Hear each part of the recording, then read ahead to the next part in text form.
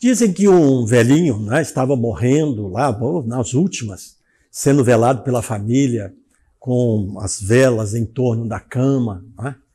E uma daquelas velas acesas estava mandando assim uma fumacinha que estava passando debaixo do nariz do velhinho, incomodando muito ele, muito incomodado com aquilo. Um filho viu, molhou o dedo e foi lá e apagou aquela vela. E aquilo deu um alívio extraordinário para o velhinho, tanto que ele abriu os olhos e falou assim: meu filho, como é que você conseguiu apagar essa vela sem soprar? Ah, meu pai, tal, molhei o dedo e tal. Ah, meu filho, morrendo e aprendendo, né? Este é o conceito de long life learning. Aprender para sempre, aprender a vida toda. Não é? Essa capacidade e essa disposição de aprender são fundamentais nos dias de hoje, nesse mundo extremamente complexo, extremamente volátil em que a gente vive, incerto, cheio de ameaças e de oportunidades. Então a gente tem que aprender continuamente, viver e aprender. Viver não é simplesmente existir, é um existir com significado. E o aprender? O aprender é aquilo que dá significado à nossa existência, transforma a existência em vida. Viver e aprender, então, estão absolutamente interligados, como bem dizia Guimarães Rosa. Viver é muito perigoso, porque o aprender a viver é que é o viver mesmo. Existem várias maneiras de aprender. Uma delas é pelas experiências reais. Eu nasci numa cidade muito pequena do interior, numa família muito grande e muito pobre. Meu pai tinha uma pequena venda, né, aquelas vendinhas do interior, e sustentava a família com isso. Mas ele faliu, quebrou, cheio de dívidas.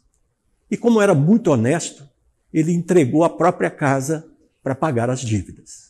Não era obrigado a fazer isso, mas ele justificava. Meu filho, meus filhos, né, falava com os outros, porque eu era muito novo. Era a única coisa que eu tinha, e eu não podia dar prejuízo aos meus credores. Isso foi para mim uma lição extraordinária, né? Uma lição de que honestidade é um valor inegociável. Depois disso, ele e minha mãe resolveram vir com a família para Belo Horizonte, né? Para que os filhos tivessem oportunidade de estudar. E chegando aqui, eles alugaram uma casa muito pequena, né? Uma casa de 2 quartos, e éramos então 11 pessoas nessa casa. O senhor Joaquim, a dona Mariinha e os 9 filhos. Eu, menorzinho, pequenininho, né? Até hoje pequeno. E então viemos para Belo Horizonte e o meu pai foi trabalhar numa sapataria, como funcionário, como empregado numa sapataria. Isso foi mais uma lição importante que eu aprendi. A lição da humildade pragmática, né? Esta humildade de deixar de ser dono e aceitar ser funcionário, né? Empregado. A responsabilidade social eu aprendi com a minha irmã mais velha, né? Que já desde cedo, logo que começou a trabalhar, dava o seu salário praticamente todo para ajudar nas despesas da casa. Mas mesmo assim, era difícil, né? A situação era muito difícil, né? A renda pequena, e a minha mãe tinha que se virar para conseguir aí botar comida na mesa para todo mundo, né? Aquela tropa de crianças e adolescentes, né? Desesperados para morder qualquer coisa, né? E ela, em geral, conseguia bater essa meta, né? E às vezes até sobrava um pouquinho, mas quando sobrava, ela escondia aquela parte que sobrou para algum momento mais difícil que pudesse vir a acontecer, né? E com ela, então, eu aprendi essa questão da criatividade, né, de multiplicar os recursos, né, e de fazer bem o controle de estoque. Isso sempre nos ajuda na vida. Mas mesmo com essa batalha enorme, às vezes faltava matéria-prima para fazer as refeições, né? Mas ela não demonstrava nenhum desespero com isso, pelo menos não demonstrava, né? Partia logo para resolver o problema. E eu aprendi com isso que a gente não deve escancarar as nossas dificuldades, os nossos medos, as nossas fraquezas, né? E que não devemos também ficar presos no problema, buscar a solução, porque lamentar não põe comida na mesa. Um dia desses, de muita dificuldade, a minha mãe me chamou e me mostrou uma verdadeira arca do tesouro, que era uma caixa que o meu pai guardava, cheia de moedas, mas moedas antigas, já sem valor, né? Só valor para colecionadores. E ela então pegou uma daquelas moedas, era até do Império, né? Ainda do tempo do Império, e me disse assim: Lúcio, vai lá no armazém Panela Cheia, eu tinha uns 6, 7 anos por aí, vai no armazém Panela Cheia e pede ao moço para te vender um pacote de macarrão, e pede ele para ficar com essa moeda que vale muito, né? Para que ele possa ficar como garantia e no final de semana a gente paga. Eu já preparei para contra-argumentar, né? Mas mãe, e ela com aquela tranquilidade, aquela delicadeza das matriarcas lá dos anos 50, anda logo, menino, vai lá. E um beliscãozinho sutil foi o último estímulo que eu precisava para poder encarar o problema, né? O desafio. Então me vi eu, uma criancinha pequena, franzina, diante de um homem grandão, ameaçador, e eu lá, meio gaguejando, engasgado, vermelho, argumentando, conversando, tentando fazer o distinto lá, liberar o macarrão, né? Então, olha, essa moeda aqui vale mais do que o preço do macarrão, meu pai vai fazer um vale na sexta-feira, aí eu venho cá pagar e tal, etc. E para minha surpresa, esse gigante, então, se desmanchou num sorriso e liberou o macarrão. Mas pegou a moeda como garantia, né? Muito bem. O que a gente aprende com isso? É que é preciso superar o medo, né? Superar essas inseguranças, a vergonha, aprender a argumentar, negociar e a entregar o resultado. Os problemas só são difíceis quando a gente não os enfrentou ainda. E a importância de colocar a pessoa certa no lugar certo. Nada como uma criancinha pequena para derreter os corações, né? Eu acho que a minha mãe lia muito o Sun Tzu, escondida, sabe? Porque era a rainha da estratégia, né? É a rainha da arte da guerra, né? Da guerra da sobrevivência. Eu levei o macarrão para casa e foi aquela alegria, né? E todo mundo lá, um macarrão desceu, mas desceu gostoso, né? E aí a gente descobre o quanto que é bom a gente conquistar as coisas, né? O sabor da conquista é muito maior, né? Conquistado com dificuldade. E também que missão cumprida é alegria garantida, né? No sábado lá, a minha mãe, então, me chama também delicadamente, Lúcio, vai lá pagar o almoço, né? E não precisou nem de beliscão, aí eu já, todo entusiasmado, feliz, fui lá pagar o almoço, né? E essa moeda acabou passando várias temporadas lá no armazém Panela Cheia em outras ocasiões, mas já foi muito mais fácil das outras vezes, né? Então a gente aprende com isso que é preciso cumprir o que a gente prometeu, pagar as dívidas para poder ter crédito no futuro. A gente aprende que aprender fazendo é muito melhor muito mais eficaz do que aprender só ouvindo lições ou conselhos, né?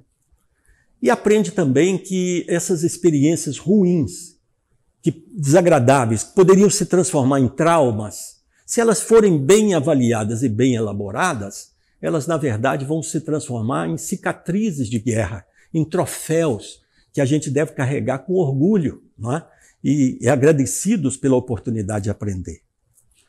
Então, o ciclo de aprendizagem é assim, ter uma experiência, avaliar, reavaliar essa experiência e tirar conclusões a respeito dela. É assim que a gente aprende com a experiência. Mas a gente pode aprender também por experiências vicárias, não é? Eu, por influência dos meus pais, dos meus irmãos e de alguns professores, desde que aprendi a ler, nunca mais parei de ler, não é? E aos 9, 10 anos eu já tinha lido sobre os vikings, já tinha lido sobre mitologia nórdica, já tinha lido sobre os sarracenos, que eram os mouros lá da Península Ibérica, e já tinha lido As Mil e Uma Noites e toda a obra do Karl May, que era um escritor alemão que nunca saiu de casa, mas escreveu uma obra fantástica, 30 volumes de pura aventura, passadas aí, contadas em primeira pessoa e passadas nos lugares mais exóticos do planeta, né? Nas montanhas rochosas lá do Velho Oeste, lá no Kurdistão bravio, no deserto da Arábia, em Bagdá, em Istambul e por todos os lugares do mundo. E eu fui viajando junto com o herói aí, não é? E aprendendo com ele, passando pelas mesmas experiências. E isso são as experiências vicárias, a oportunidade de vivenciar situações na pele de um personagem, né? Incorporando esse personagem, né? E com isso você aprende com ele como se estivesse lá. Os livros nos permitem isso, mas eles nos permitem também uma coisa excepcional, que é criar sonhos e projetos. Até, por exemplo, de poder um dia estar naqueles lugares maravilhosos, né, que você leu ali nos livros. E aí, em janeiro de 1982, eu fazia a minha primeira viagem internacional. Meio embasbacado, meio incrédulo, eu me vi dentro de um Boeing 747, indo para Bagdá das Mil e Uma Noites, com uma escala em Copenhague, da Dinamarca, dos vikings, né? Eu ia assumir a direção de uma escola que uma construtora brasileira tinha feito lá no Iraque para os filhos de funcionários, dos seus funcionários, né, das suas obras lá no Iraque. E os meus superiores acharam que eu podia ser a pessoa certa no lugar certo para dirigir essa escola, né? Pessoa certa no lugar certo. Isso me lembra a Dona Marinha. Muito bem.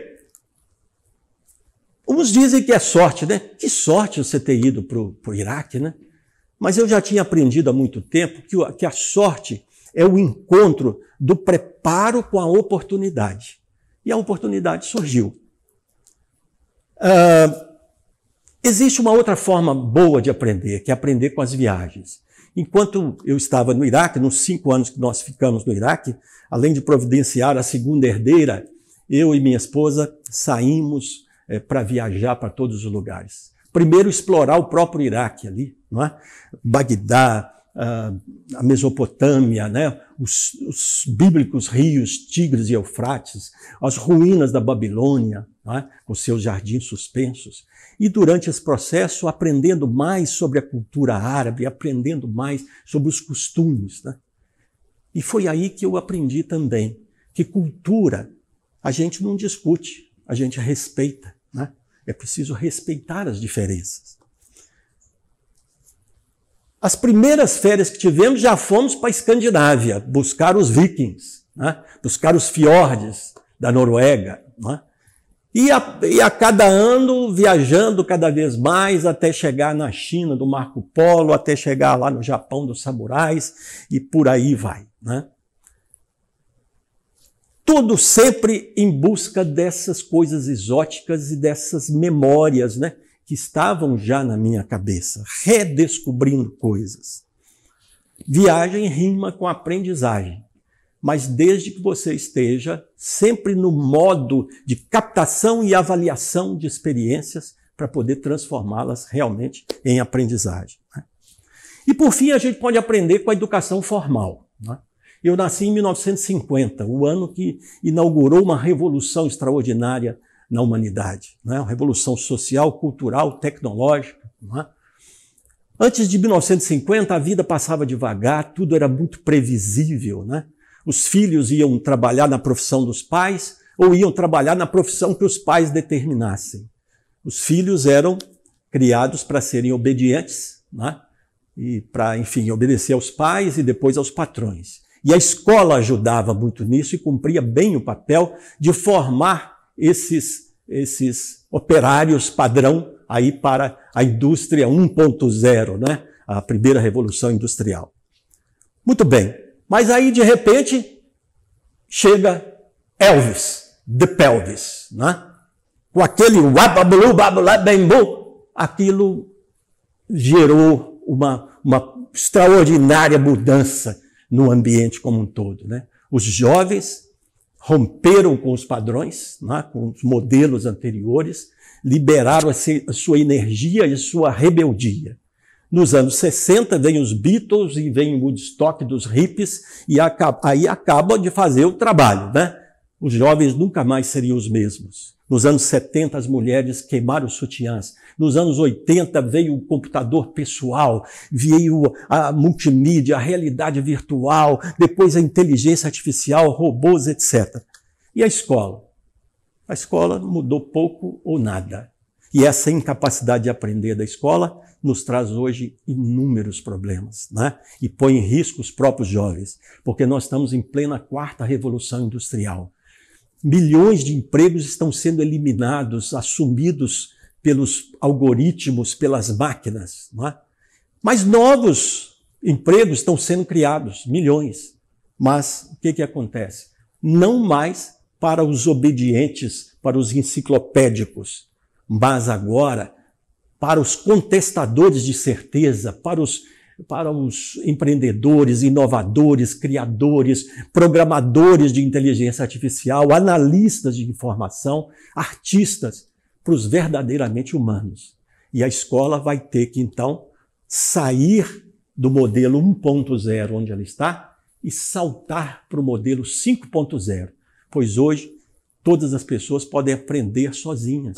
A escola é o mundo, né? E a escola tem que aprender que a gente aprende pelo coração, começa pelo coração. E só depois é que isso vai para o cérebro. Então, a metodologia de ensino tem que ser hoje muito mais significativa e muito mais ativa para os alunos, né? Explorar essas potencialidades dos alunos. O Carl Rogers dizia que a aprendizagem é aquela curiosidade insaciável de um jovem que lê tudo sobre motores a gasolina para turbinar o seu carango. E eu atualizo isso dizendo: aprendizagem é aquela de um jovem que aprende tudo sobre internet e marketing digital sozinho para se tornar um youtuber de sucesso, ou para denunciar a destruição do planeta.